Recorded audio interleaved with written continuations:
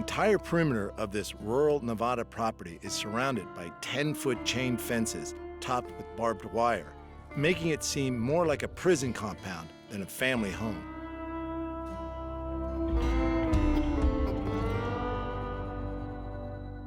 But Scott and Zuzana, the couple who live there, aren't worried about possible burglars.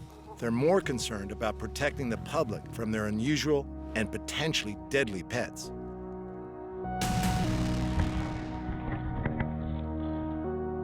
Their 10-acre property is home to a variety of exotic creatures, including tigers, lions, wolves, and other predators that many would consider too dangerous to keep at home.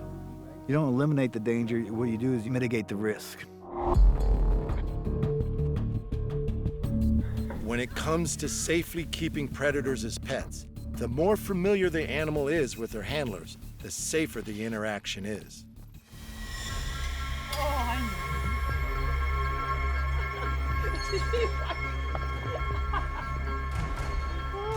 Look at that way.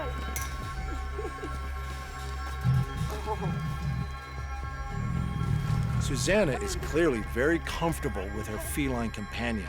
And although the lioness is obviously unsettled by the presence of our camera crew, she shows no sign of threatening behavior towards her keeper.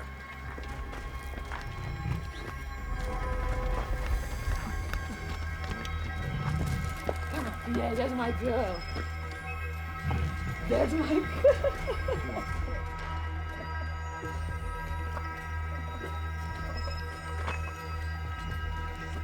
Yes, I know. She can knock me down.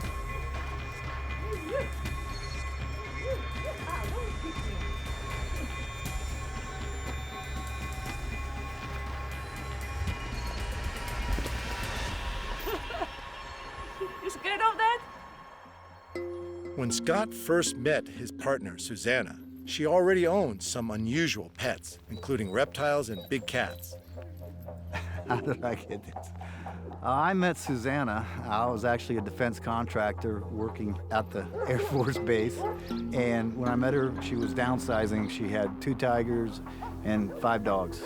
And 1 or 2 that could have been considered wolf dogs. Even though she is trained in business and economics, Zuzana spent most of her life being hands-on with animals, starting as a child riding horses in Eastern Europe. She has been keeping reptiles and dogs since the early 1980s and big cats since the mid-90s. Shortly after I met her, I found out she had tigers, and it was a case of, you know, would like to go see my tigers. I was like, oh, okay, we'll go to the zoo, and you know, she has some that she treats as her own. And what does she do? She hands me a milk bottle and go here and give her a bottle of milk, and I was milk feeding him. At first, Scott was understandably apprehensive about meeting Zuzana's bigger cats, but he quickly became familiar with the unique requirements of owning exotic pets. To me, they're like extra large dogs, but they do weigh 400 pounds, 500 pounds, 600 pounds. And you got to take that into account. When we get animals, we start right away when we get them, no matter if they're 3 weeks old or 6 months old, training them on a leash, teaching them that no, they don't jump on us. No, we're not a play toy. We're here for love and affection and, to move you around. But, we're not going to roughhouse with you and play. We'll give you all the toys you need, give you the playmates or give you the entertainment you need, but not with us. You know who feeds you. Yes, you know. Those playmates generally come from the local dog rescue and act as companions and teachers to the exotic animals. Actually, some of the dogs we got are wilder than the tigers because they're actually born in the wild. And a rescue group picks them up, and we've rehomed some of them. And they've ended up with either tiger or liger. And part of the reason we do it is, well, first we do it at young, but it gives them a companion, gives them a playmate, and they learn from the dog how to play, because the dog won't allow the rough tiger play. So it tones the tiger down a little bit. My worst animal bite was from 2 dogs fighting, and I was breaking it up, and I got in between, and I got bit instead. They have disagreements usually at feeding time, who gets the biggest piece. You'll see that, dogs do that together anyway. And they're very respectful of each other, and the dog is usually the boss. And it's not just the dogs that come from rescue situations. Some of the animals here have been surrendered by private owners who learned the hard way that keeping an exotic pet is not at all like keeping a domestic dog or cat. It's a lot of work, a lot of dedication. I know it's not for everybody. It's something you got to put a lot of thought in if you go into it. But if you want it, you got to be prepared to deal with a lot of issues. It's not just, I have this animal and it looks great. No, you have this animal and you got to take care of it because they're completely dependent on you. Scott and Zuzana are well aware that taking care of their animals' welfare is a full-time job. You know, you don't do something like this just because it's a cool thing to do. It's not like I can take 2 weeks off and go to the beach somewhere. No, I got to worry about them being fed, being watered, being clean, veterinary care for any reason. I'm always sore. There's always something to do. Every day's different. It depends on the time of year in the winter because the property is so vast and we have to have water to all the animals. If we have freezing temperatures, check to see if water hoses are broken, if water manifolds are broken, make sure that animals haven't destroyed something. It's never dull, I can tell you that. We've taken in a lot of animals and we just take them in like you take an animal from the shelter. It just needed a new home and we treat them like a pet. In fact, Scott and Zuzana even take the unusual step of making sure their pets get enough exercise by walking their big cats on leash.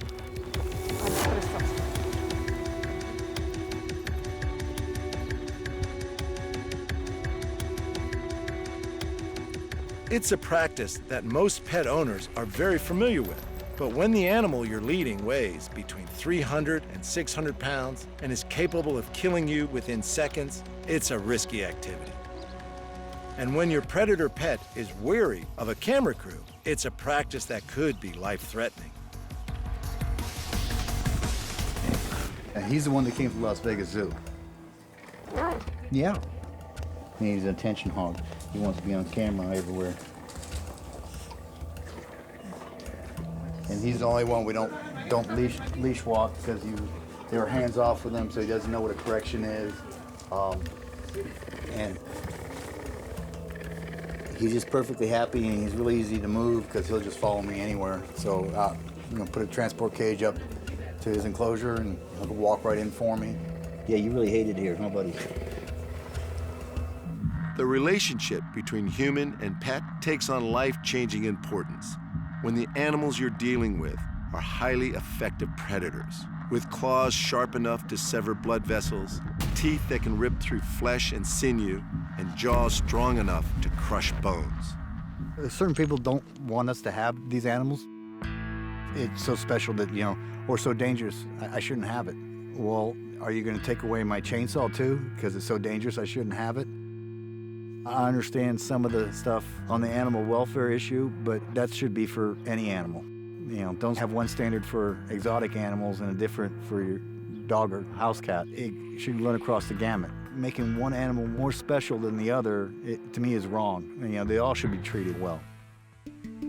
American Humane is an organization dedicated to protecting the welfare of animals. Their focus is on the care of captive exotics more than on the debate over whether or not they should be kept in captivity. I am not okay with people who take on private exotics that haven't give a lot of thought to what it's going to entail long term, because eventually they're going to run into a problem with resources, with care, with land, with security. And unless you have given a lot of thought to that, you're just not in a position to own an exotic like a tiger. The problem is, with a lot of people here in the US, you have some money, you have some means, you have some curiosity, and you think, I'll take on a tiger and see what happens. But it's not a good deal for the tiger, and sometimes it's not a good deal for the person. Even those highly experienced with keeping dangerous exotic animals agree that it is not for everybody. The thing is, can you get a tiger? Yes. Can you get a Ferrari? Yes. Is it for everybody? No. a Ferrari's not a good family car. I don't think a tiger's necessarily a good family pet. Never. No. And, you know, this is someone who loves the animal, loves the species. In fact, my favorite animal, and I get asked this a lot, it's not a dog, it's a cheetah.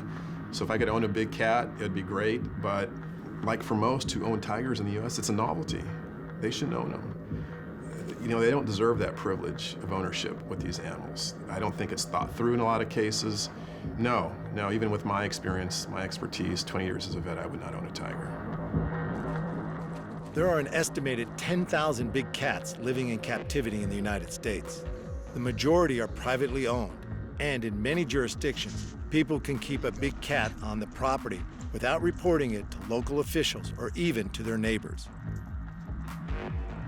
People think, you have a tiger, what if it gets out? Well, the fact is, especially with tigers or any big cat, if they've gotten out, nothing's happened. There's no record of any big cat attacking, much less killing, anybody off the property. It's always on the property, on their territory.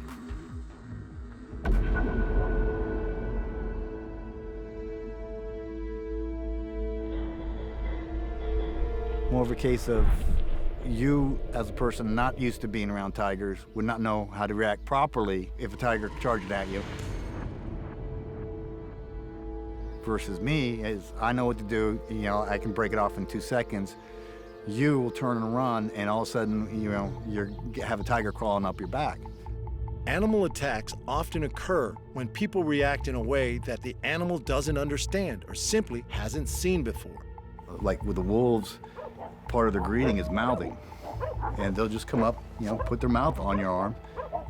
They're not biting down or anything, but if it was anybody else that doesn't know that, they'll yank their arm away, and all of a sudden they got mauled by a wolf, and when the wolf had no intention of doing that. Animals put in unfamiliar situations are often more afraid of humans than we are of them, and that's when an encounter can become deadly.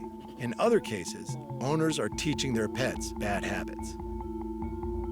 And a lot of it comes from not knowing what they're doing.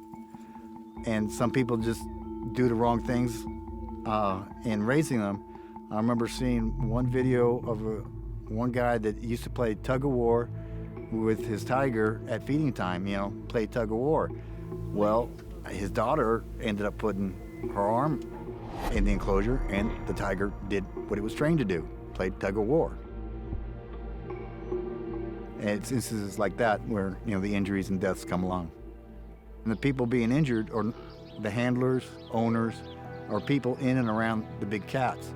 And it's very simple. It's sort of like, if you don't want to die by skydiving, don't go skydiving. If you don't want to be injured by a big cat, don't go where the big cats are. So just why are Scott and Zuzana willing to go where the big cats are? For the love of the animal. There's nothing like it when they come up and seek a reassurance from you. Something makes it nervous. It's like, is it okay? Yeah, yes, it's okay. Yeah, you can go do it. About 95% of what I do it for is for the animal, whichever animal it may be. Some animals are more affectionate to others. You build a stronger relationship with certain ones. The ones you raise from 3 weeks old, or the one that you get 4 months old. It's just how the relationship develops.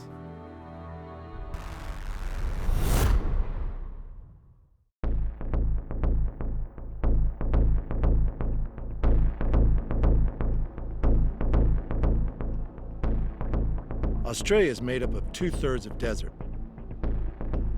It's a harsh place for any animal to survive. This one has adapted perfectly to its environment.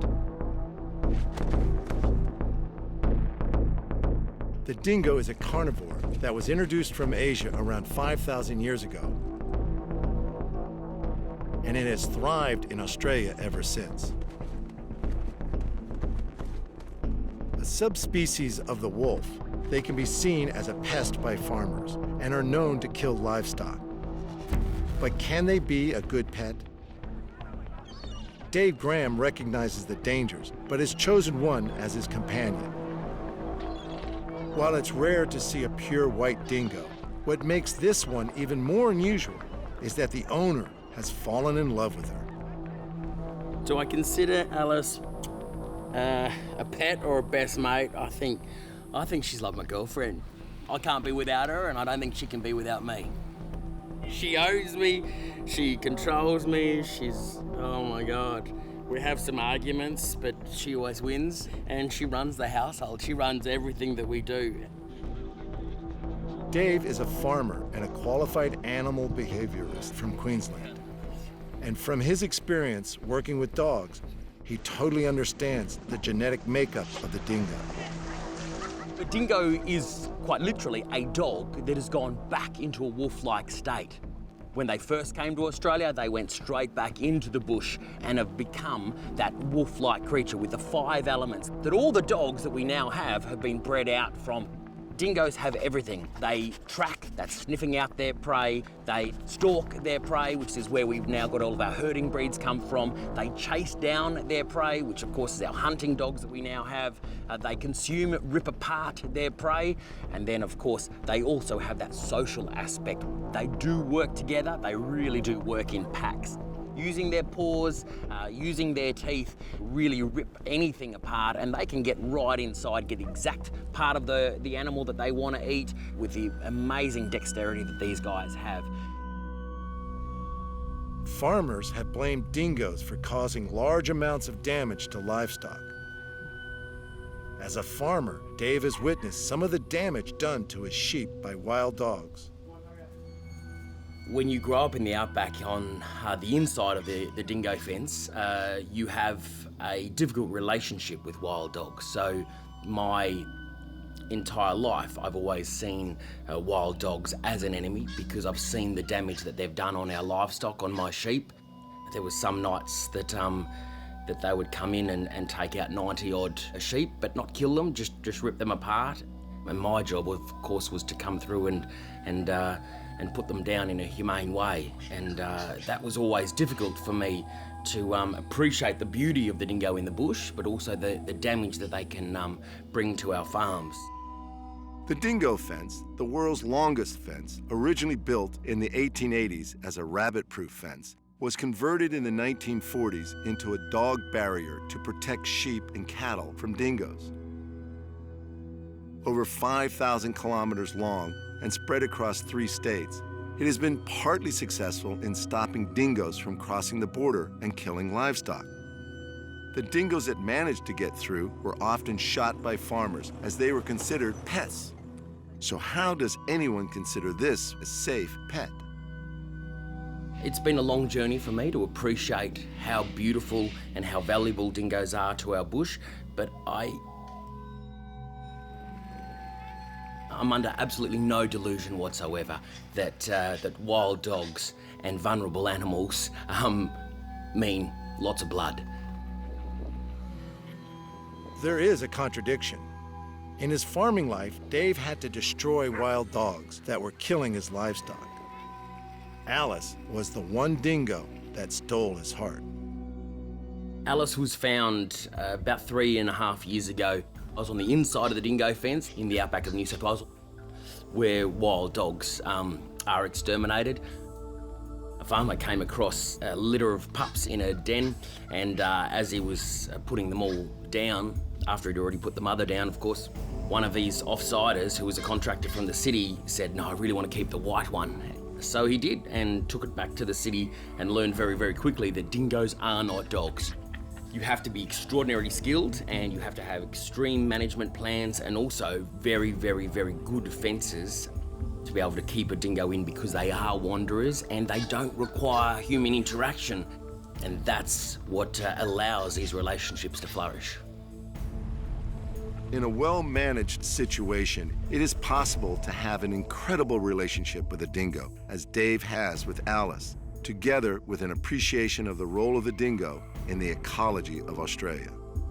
Look, she has 100% trust with me. Yeah, our whole relationship is built on a mutual trust. She knows I won't drop her or hurt her, but it's her favourite thing. Hold her upside down and she's happy. She'll be there for hours, but just loves it. But all dingoes love it. Anyone that has a dingo, that's what you do. You hold them upside down and then they're happy.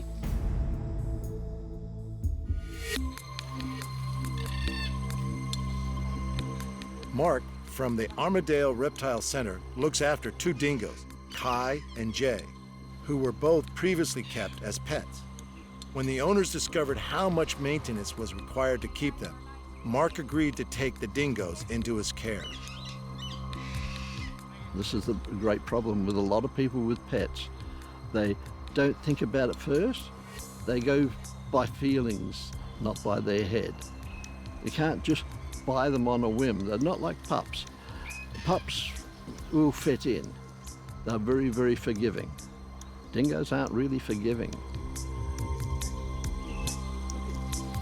Mark has had to work with the dingoes to gain acceptance from them.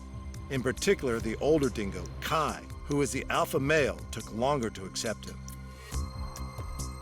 I've had Kai growl at me to start off with. Eventually he accepted me, but I couldn't go near Kai. Jay was fine. He was younger though, he was a little pup. That's the way he acted, but the other one backed off and he growled a little. And when they growl, you stand back.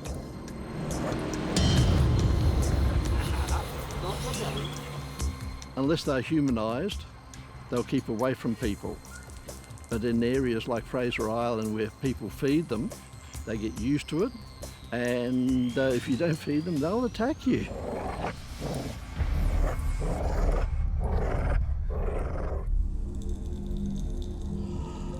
Fraser Island is a heritage area situated off the coast of Queensland, which has a population of protected dingoes. The public are giving guidelines to be dingo safe while on the island, for very good reason. There have been many cases of people being bitten by dingoes on Fraser Island, including a 9-year-old boy who was fatally attacked in 2001. Look, what I try and do with Alice is educate people that you need to be respectful of any wild animal in its environment.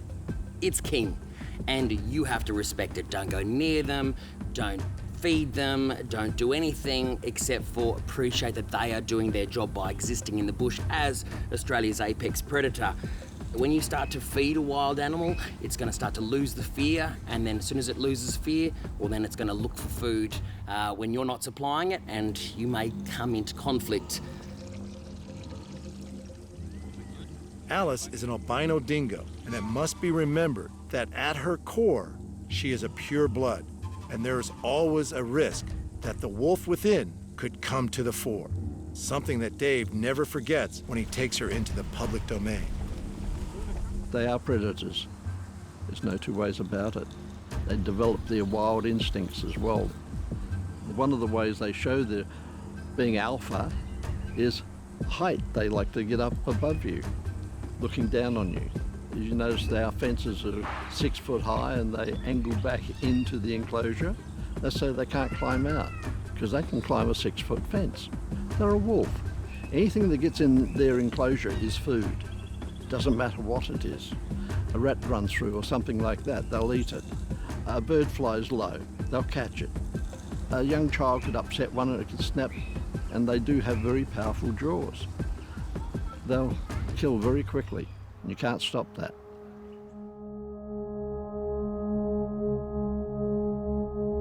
While attacks on humans are relatively uncommon, one of the most well-known dingo attacks occurred in 1980 near Uluru, Central Australia.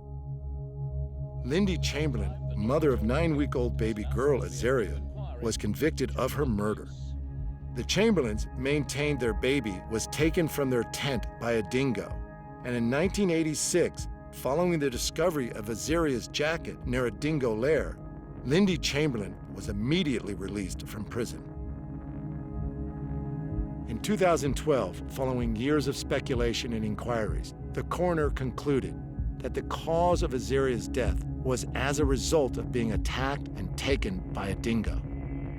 When you ask people, instantly they think of Lindy Chamberlain, the terrible death of her daughter by the jaws of a dingo. So that's prevalent in people's minds, but I think we do have a love affair with dingoes because they're just so strange, so distant, and so rare. I mean, you would be hard-pressed to find too many Australians that have seen a real dingo in the wild because they naturally just blend in to the environment. that's the job, and that's why for hundreds of years of white settlement, and of course the thousands of years that they've been here during Aboriginal settlement, they have just inserted themselves into the ecology. But at the same time, these guys are using those jaws every single day to get through life. And when you need to eat to survive, it brings you up against humans because we're growing animals out there, sheep, cattle, goats, pigs, and of course these guys are hunting in that same territory. So we do really have a love-hate relationship in Australia. Alice has a natural tendency to investigate her surroundings, a trait that's typical of a dingo. She uses her highly tuned senses to great effect around the house. One of the things that makes dingoes different from dogs is that dingoes love to climb. They're up on top of everything, into everything. It doesn't matter how small the surface is. They need to check it out thoroughly and know what's going on in their environment. Yeah, she loves getting up on top of things, but it's really this super investigation and this crazy brain that just needs to know exactly what's going on. They always look like they're chilled, but I think it's because, well, they've got a lot to think about that they've just investigated, and they're just going through all their different TV shows that they've got inside their head of all the different adventures they've been on. One could be easily mistaken after seeing Alice's relationship with Dave, that dingoes make an ideal pet. The reality is that Alice is a wild animal, and by her very nature is a predator. Are we ready?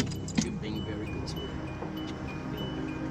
I love my dingo, but they do not make good pets. They're a wild animal that belongs in the wild. It's just that at the moment I belong to Alice. They don't bark, which seems great, but they do everything else that could possibly drive you crazy. They shed continuously. Everything gets covered in dingo hair. They get into everything, and of course trying to contain them is almost impossible, but at the end of the day, they don't need us. They don't need to be looked after us, and when you've got several hundred breeds of dog to choose from, I'd stick with dogs. It's clear that dingoes are a high-maintenance animal, and anyone who tries to domesticate one will have limited success. Dave, who has a license to keep Alice, has worked with dingoes for many years and knows what's involved to keep Alice under control for her own safety and the safety of others. It doesn't matter where I am, Alice will always be tethered to me or tethered to one of my domestic dogs. It's just a case of if she feels that she needs to run off on a trail, she will run off on a trail after a rabbit or after a rat, and she's gone. So I've got to make sure that she is absolutely safe at all times. At the end of the day, she is magnificent. She is an incredible, loving, adorable friend who, she's just so sweet. But you've got to always remember, she's a wild animal. And not that she could turn in any second, not that she's unpredictable, but she is predictable. She will fight to survive. And that's what they've been doing in this country for 5,000 to 8,000 years. So it's not that I don't trust her, it's that I do trust her, that one day she could bite and could really do some serious damage. 68% of American households own at least one pet, and many are choosing to own animals that could be considered exotic. The legal definition is subject to local jurisdiction, but generally an exotic pet is one that is rare, unusual, or a wild animal, not typically kept by humans. Often, that's because those animals can be deadly. It's better to be bitten by an angry snake than a hungry snake, because a hungry snake won't let go for a while. But they're very popular and should not be kept around small children, because the small children are edible. More than 20 years ago, Ken Foose opened a reptile and exotic specialty store. And it's the type of store that is getting harder to find in the US. The animals he sells range from those that can just give you a nasty bite to those that can kill in a matter of minutes. This is our second largest selling animal.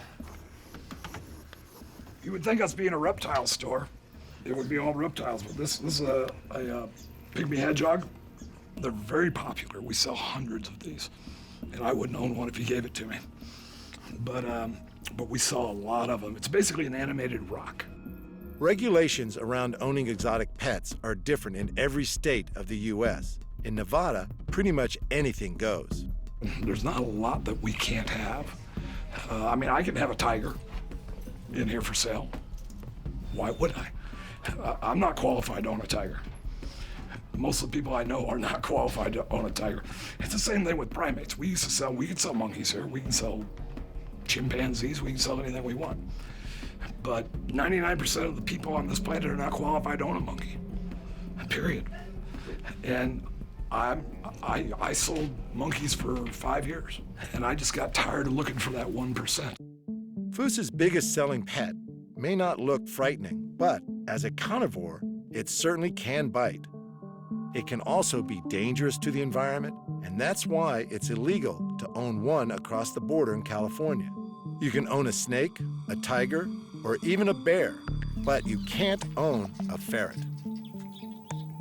Many of Ken's customers are committing an offense when taking their new furry pets across the state line from Nevada. But Ken is very careful that he doesn't break the law when selling animals, including ferrets. He even plays a role in lobbying government to ensure that regulations surrounding the keeping of exotic and dangerous pets are relevant for both animals and owners. My biggest concern with keeping dangerous reptiles and amphibians, I'm talking about rattlesnakes, large constrictors like him, or something that is potentially life-threatening. If someone comes in here and buys a rattlesnake from me, I of course quiz them. How are you doing this? Where do you live? I ask them where you live, because in the county, they're not going to let you have one. In the city of Las Vegas, you're required to have a permit. And I wrote the regulations for the permit. If you live down the street and you said you were qualified to keep a rattlesnake, I'll sell it to you. And if you die, or your wife dies, or your kids die, or your dog dies because of the snake, I don't care. I mean, your choice, I don't care. If the 3-year-old girl living 3 doors down in her backyard gets bit by the snake because it escaped from your house, that I care about. And the reason is, people die from hamster bites. People die from all kinds of animals. And when you accept the risk that comes with owning an exotic animal, you've accepted the risk.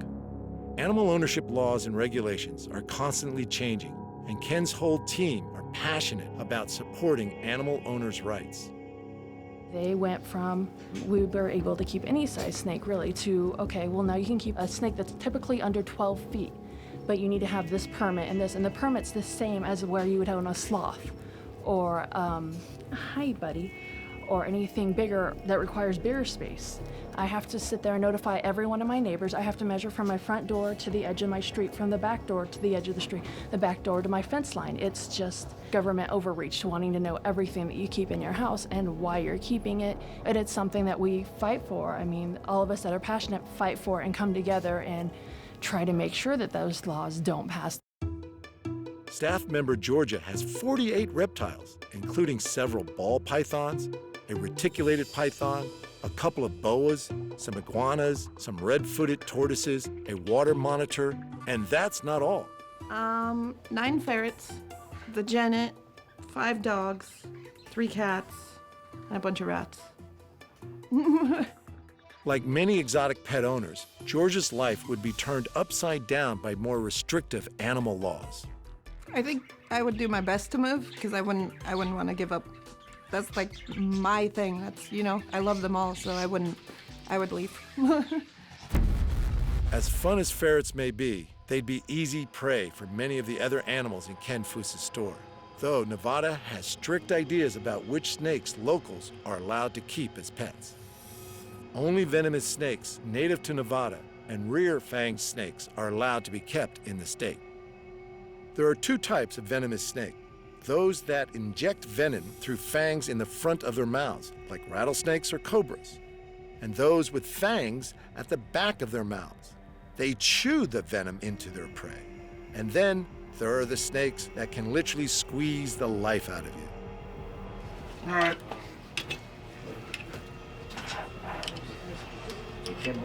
What are you pulling out here? This is a tiger reticulated python. It's about 15 feet long.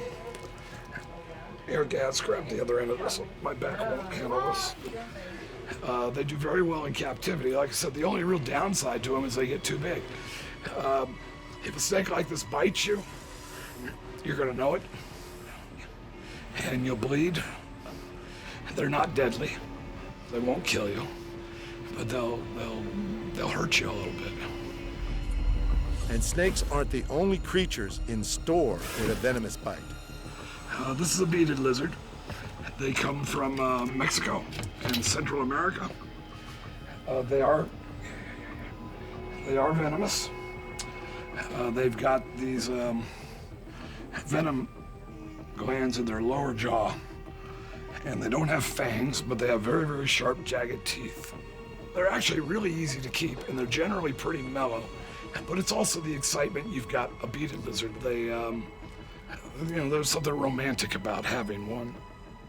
Beaded lizards can grow to 3.5 feet long and are related to the Gila monster.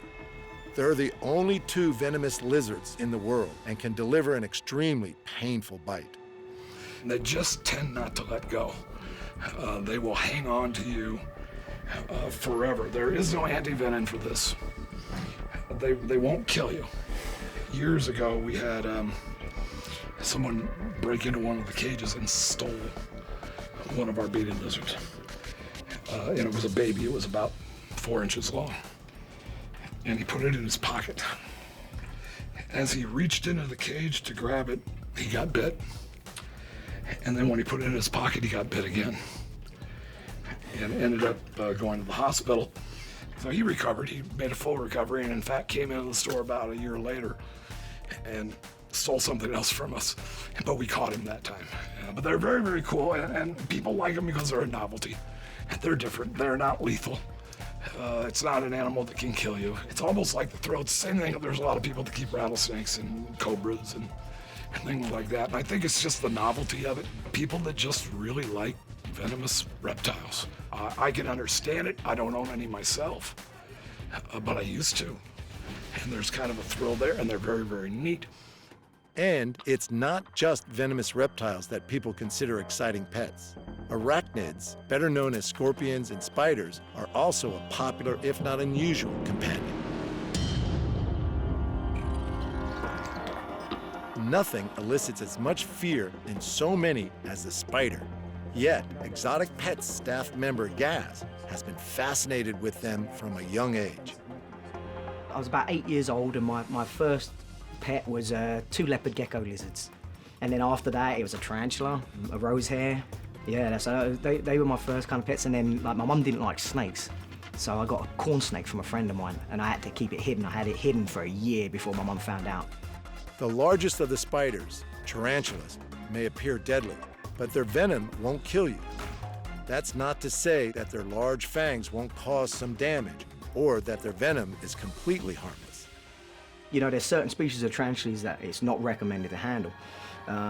Like some of the old world species, like the Poeclotheria. You know, they're, from like India, Sri Lanka, those areas. They've got a pretty potent venom. It's going to make you feel pretty rough for a few days if you get bitten by one of those.